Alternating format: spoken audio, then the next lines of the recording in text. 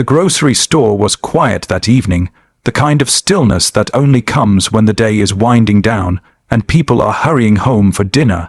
In one of the aisles, a man stood frozen in front of the shelves of baby supplies. His clothes were worn, his hands rough with the marks of hard labor, but what revealed his struggle most were his eyes, tired, heavy, and filled with a weight that went far beyond exhaustion.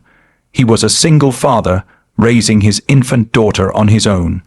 Every penny he earned went into rent, food, and the endless needs of a baby. And now, as he stared at a pack of diapers, he knew this purchase would cost him his very last dollar. He picked up the smallest pack, clutching it like it was gold, and whispered softly as though to reassure himself, "This should last us a few days." Behind him in line stood a woman who seemed completely out of place in this quiet store. She wore a tailored coat, the kind that screamed success and wealth, her hair pulled back in a neat style. To the average person, she looked untouchable, distant, the very picture of someone who lived in another world, one of glass offices, chauffeured cars, and endless opportunities. But as she waited silently behind him, her eyes softened when she noticed the way he carefully unfolded a crumpled dollar bill and loose coins onto the counter. His hands trembled as he counted them, embarrassed, as if the entire store could see his struggle laid bare. The cashier looked at him with quiet pity, but said nothing, only bagging the small pack of diapers. The woman felt something stir in her chest, something she hadn't felt in years. Loneliness had been her constant companion. She was a CEO, wealthy beyond measure, but her life was a cold string of meetings, flights, and empty nights in penthouse suites. She had no family waiting for her at home, no one to share meals with, no child's laughter to fill her silence. And here, before her, was a man who had nothing but still carried the most important responsibility in the world, caring for a child with love, even if it cost him everything. As he reached for the bag with a quiet, almost defeated thank you, the woman suddenly stepped forward. Her voice, warm yet firm, broke the silence. "I'll take them all." Both the cashier and the father froze, unsure of what she meant. She pointed to the entire shelf of diapers, her tone unwavering. "Every pack he needs. Put it on my account." The father turned, stunned, his eyes wide with disbelief. "Ma'am, no, you don't have to. I can't accept that. It's too much." But she smiled gently, the kind of smile that hinted at understanding pain, hidden beneath layers of strength. "It's not too much. You're not taking anything from me. I'm giving this because I can, and because you deserve to breathe a little easier tonight." He swallowed hard, emotions choking him as he tried to form words. "You don't even know me. Why would you do this?" Her eyes glistened for just a moment, betraying the loneliness she kept so carefully hidden. "Because I know what it feels like to have everything money can buy and still feel like you have nothing. You have something I've never had, a reason to fight every single day. Don't turn away kindness when it's meant for you."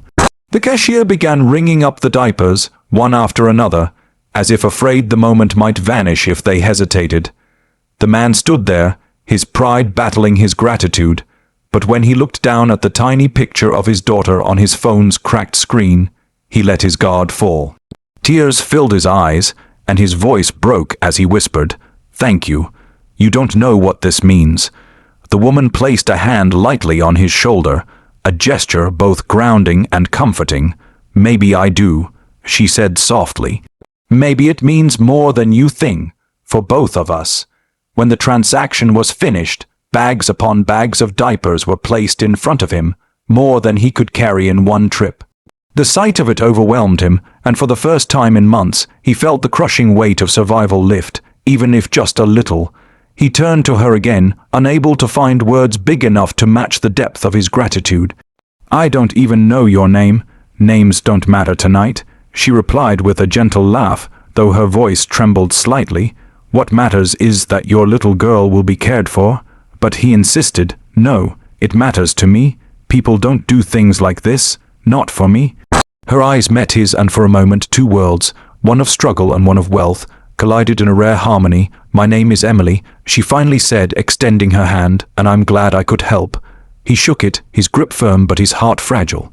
"I'm Daniel," he said quietly, "and one day when life is kinder I'll pay this forward."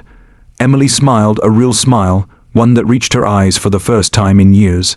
"That's all I ask."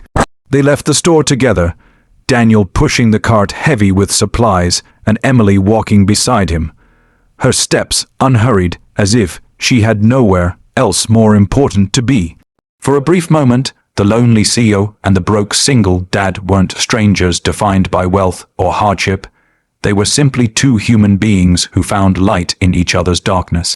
And as the evening sky stretched above them, Daniel knew he would never forget the kindness of a woman who reminded him that sometimes miracles don't come with grand gestures or divine signs.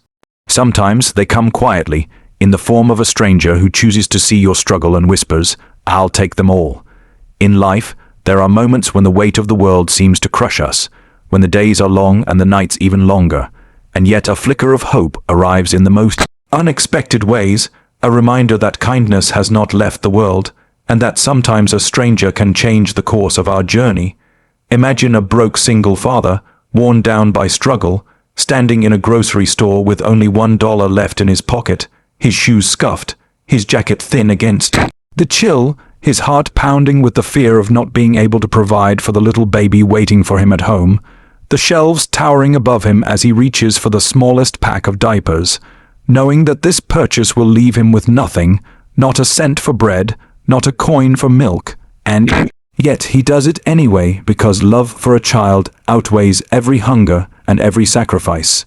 He moves to the counter, head lowered, counting out crumpled bills and coins, embarrassed by the way the cashier watches silently, embarrassed by the thought that people behind him might be impatient, unaware that this is his last act of courage for the day, and behind him stands someone who seems his opposite in every way, a woman in a tailored coat, her presence commanding, her posture graceful, a CEO, wealthy beyond measure, her days filled with power and decisions, her nights empty with silence. She is the woman who has signed $1,000,000 deals and eaten alone in glass towers, the woman who has every material comfort but nothing to warm her heart.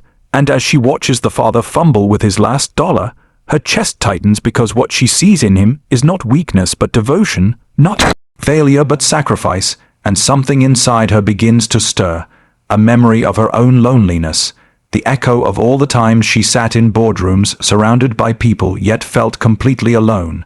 And as he picks up his small bag of diapers and whispers a thank you, she steps forward with a voice that cuts through the air like light breaking into darkness, steady yet filled with warmth. "I'll take them all," she says, and in that instant, time seems to pause, the cashier blinking in confusion, the father turning with eyes wide, disbelief etched across his weary face, unsure if he heard correctly, unsure if someone could truly mean what she just said, and she repeats it, pointing to the shelves, "Every pack, every size, every box, put them all on my account."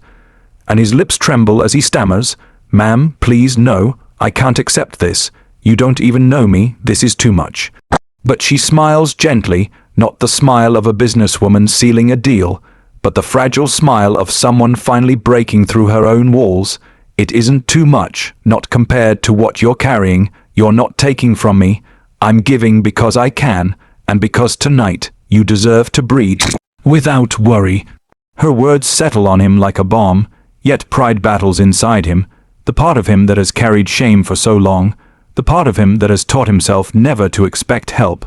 But then he looks at his phone, the cracked screen showing the tiny picture of his baby girl, her bright eyes, her trusting smile, and suddenly his pride collapses, replaced by gratitude so raw it almost hurts, tears rising unbidden as he whispers, "You don't know what this means.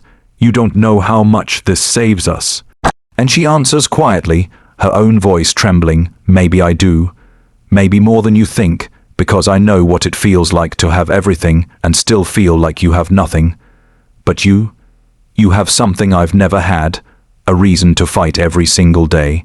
The cashier, unsure how to act, begins ringing up every package, the beep of each scan sounding like a heartbeat in the silence, until piles of diapers cover the counter, more than the father could carry, more than he ever dreamed of affording, and when it's done, he stands there overwhelmed.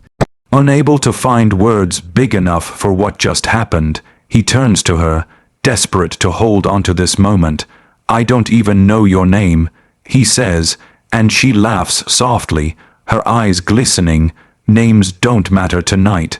What matters is that your little girl will be cared for." But he insists, voice breaking, "It matters to me, because people don't do things like this, not for me." And finally she gives it to him, her hand extending, her voice steady. "Emily." She says, "My name is Emily, and I'm glad I could help." And he takes her hand, calloused and rough against her smooth grip. "Daniel," he replies, his voice a whisper filled with both humility and promise. "And one day, when life is kinder, I'll pay this forward." And she smiles, not the smile of someone who has given charity, but of someone who has received something priceless in return.